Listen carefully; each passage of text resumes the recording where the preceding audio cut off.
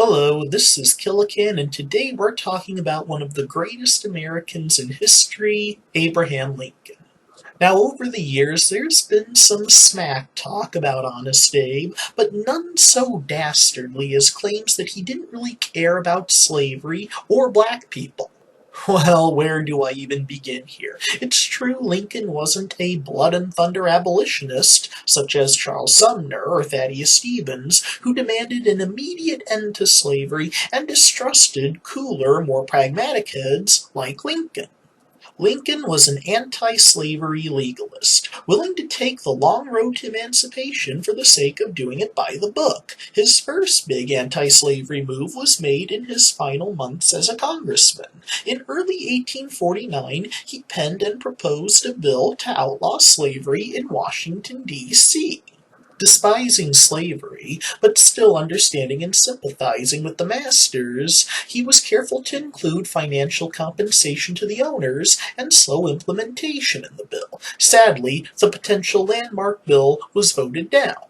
Fast forward to 1860 on the campaign trail, Lincoln tailored his speeches to his audience, careful only to endorse racial equality and abolition in Republican districts, and insisted he only wanted slavery contained to the South. Even after the election and secession, he insisted on no change of policy to appease the estranged states. Southern Democrats knew containment spelled the doom of slavery. They'd been horrified at the 1850 census, showing a 20% higher population growth for free states than slave states. The readily available factory jobs up north offering jobs to poor white Southerners lacking in a place where hard labor was all done by slaves. Soon the North would have enough voters and representation to end slavery peacefully. But of course, a few cannon shots at Fort Sumter changed all that. Critics also love to mention a meeting Lincoln had with free blacks in August 1862, in which he endorsed and encouraged black immigration to Liberia. They claim this proves that he hated blacks and didn't want to share America with them. Couldn't be further from the truth. As Lincoln said to that same committee, there was still no legal equality for blacks in America at the time, and he couldn't change that without an act of Congress. Even his famed Emancipation Proclamation, then a few months away, only legally worked if slaves were seen as property to be confiscated from enemies in war.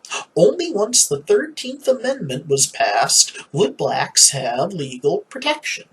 An effort that Lincoln threw himself and his cabinet wholly into in January of 1865, appealing to pro-slavery Democrats to change their vote, even going as far as to bribe them with nice, cushy government jobs once they left office. And thank God their efforts paid off. 5 Democrats changed their votes, the 13th Amendment passed, Lincoln signed it, slavery was permanently abolished, and Lincoln's legacy was secured, tragically also sealing his fate.